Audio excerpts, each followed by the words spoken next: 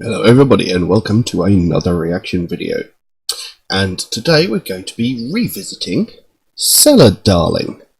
Now when I came across this one on my list, I'd actually forgotten that I'd done Cellar, Darling a couple of months ago. I checked out a track called Avalanche.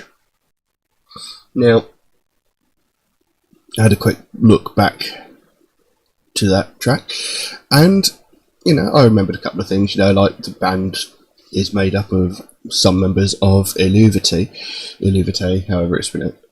And, I thought the track Avalanche was okay. It was, musically, it was okay.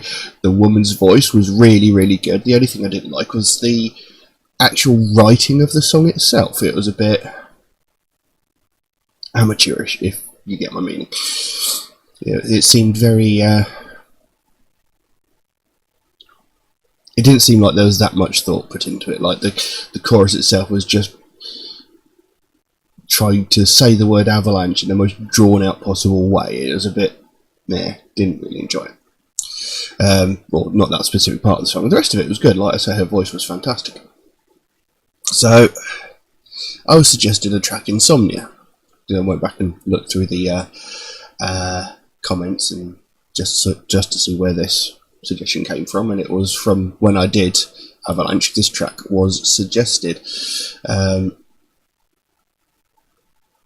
So yeah, I'm going to be looking at a track called Insomnia by Cellar, Darling.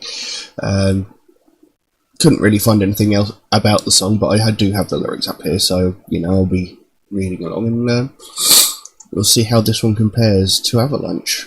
So we'll just jump straight to it. So yeah, Insomnia by Cellar, Darling.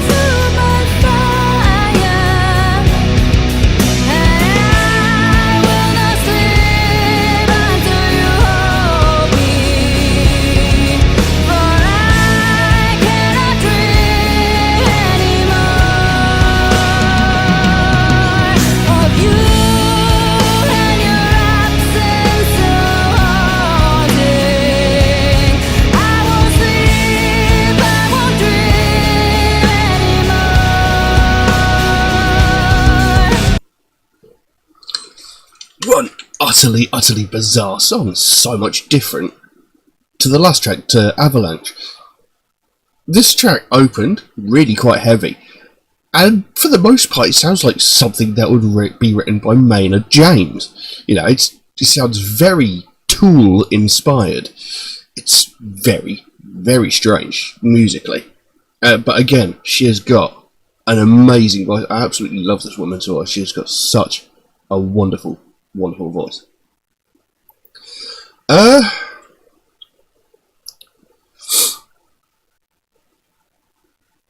I'm not entirely sure what this is about, but it could possibly be about a missing a relationship, missing somebody, whether it be a romantic or even just, a familial relationship. It opens up 1, 2, 3, forever, I will not sleep, never. 5, 6, 7, hate. Lover, I will wait forever. So there you go, lover, I will wait forever. So she's obviously singing about a romantic relationship. And then it goes, forever, you and the void. Close to freedom now, douse me with sound. You are what's constant, ever flowing. You are the water to my fire. So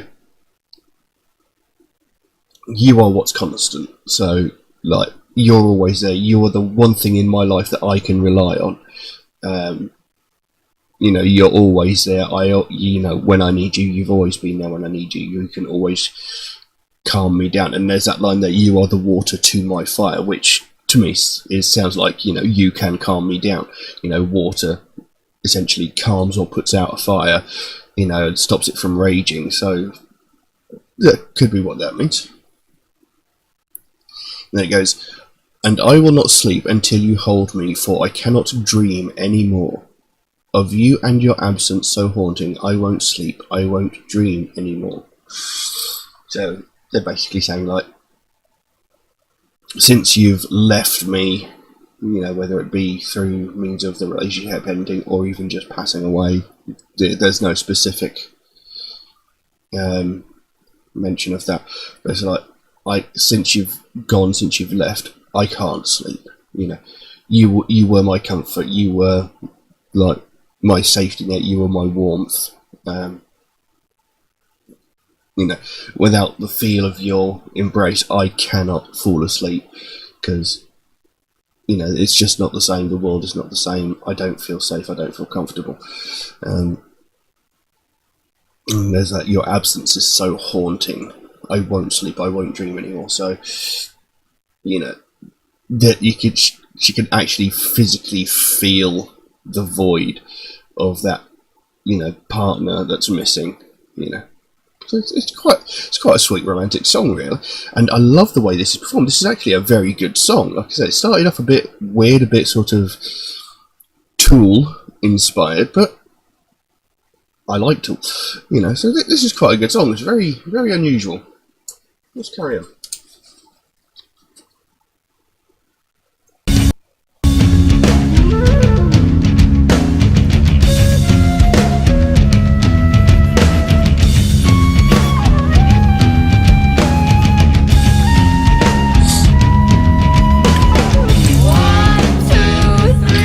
Five,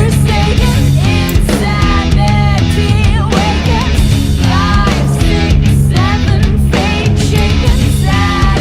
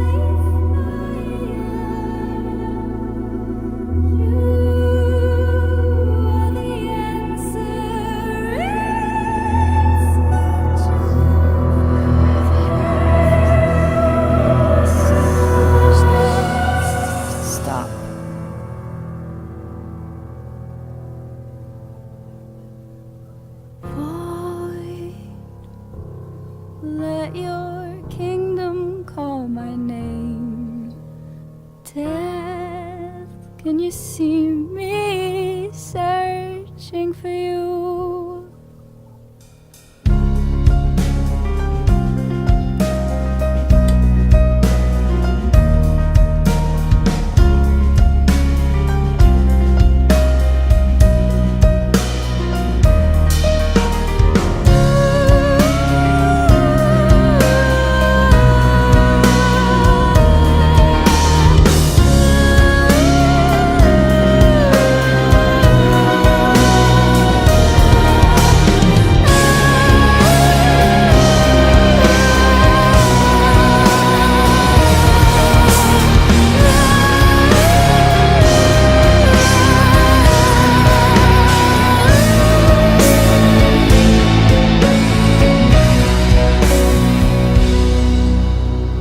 And I will not sleep until you hold me, for I cannot dream anymore of you and your absence so haunting. I won't sleep, I won't dream anymore.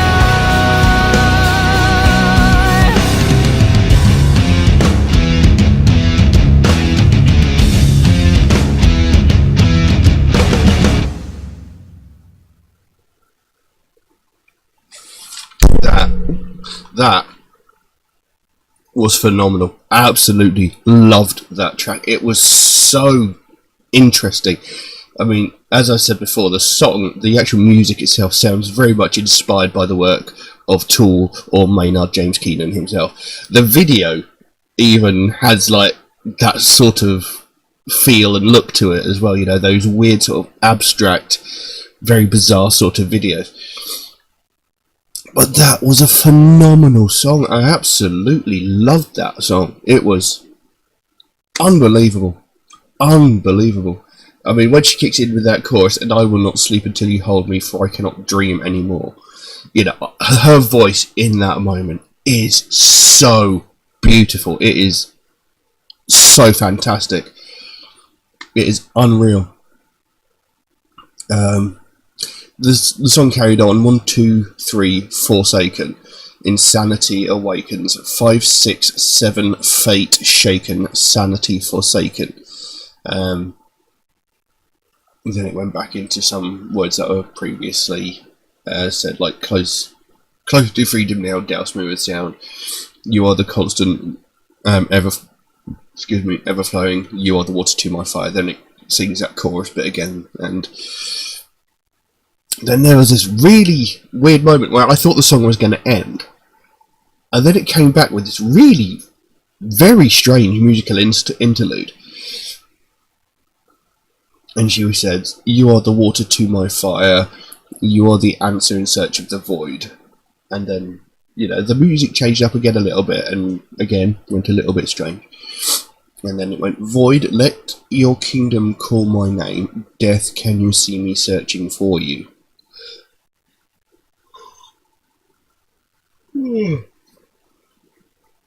You know, so and that was done during a very odd piece of music. You know, it changed very strangely. And then, of course, the music sort of switched. It changed. It was still different. And then she came back into that chorus. You know, "I will not sleep until you hold me, for I cannot dream anymore." And you know, it was a great song. And you know, as she's carried on the songs there, you know, 1, 2, 3, Forsaken, Insanity Awakens. You know, she's yearning for this person that's left, this relationship that's gone, and now she's sort of, because of the lack of sleep and, you know, things like that, she feels she's slowly losing her mind. She's going crazy because she can't sleep, because she can't survive without this person. And as it goes on, you know, it says, "Void, let your kingdom call my name. Death, can you see me searching for you?" So she's basically yearning for, if she can't have this person, she's yearning for death, or she is, you know, because she's going crazy, she's yearning to be swallowed up by the void, for death to take her, because she can't deal with it anymore. She can't handle not being with this person anymore. You know, whether this person actually left of their own free will, or if they passed away, it's unclear. But she misses this person so much that she feels she cannot go on. It's a beautiful, beautiful song. Beautiful song. And fantastically performed. I'm really quite surprised at the difference between Avalanche and this track. It is such a big difference between the two tracks. It's phenomenal. It was an absolutely outstanding piece of music, an absolutely beautiful track, beautifully performed, unbelievable, absolutely loved it. This has completely changed the way I looked at the band, because, like I said, when I first heard Avalanche, wasn't overly impressed with the actual songwriting. In this one, it's still a little bit tacky in a way, like the way they've gone 1, 2, 3, Forsaken, 5, 6, 7, Fate. That's a little bit cheesy, but it's not as bad as some of the writing that was in Avalanche. But absolutely adore this track. I'm going to listen to it again as soon as I finish recording this video, because it was just an amazing track. But I'm going to leave that one as it is. I'm going to stop cheering about how great it is. If anybody else would like to suggest a track for me to react to, then please do so by all means. You can drop a comment in the comment section below, or you can message me on my Facebook or my Instagram. The links to those are in the description below.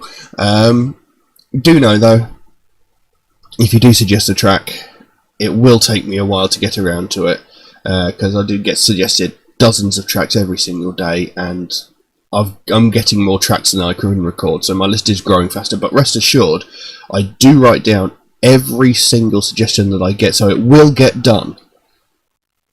It's just going to take a while to get to it.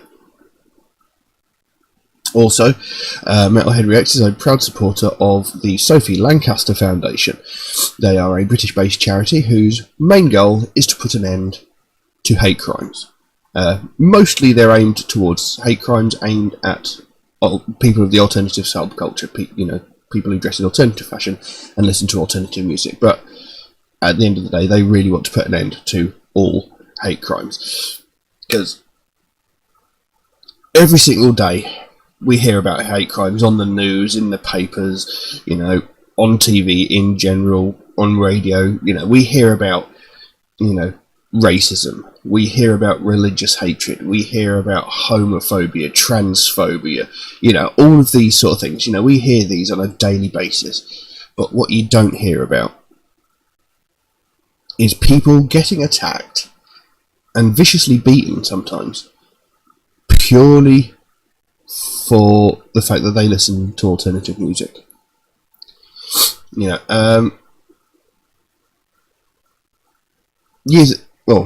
still happens now, but not nearly as much. Years ago, I used to get beaten up on a very regular basis just because I listened to heavy metal music, because these people didn't like the music that I listened to, because they didn't like the clothes that I was wearing. And this has happened to my friends as well. And I've tried to rationalise it as much as I can, and I just can't do it.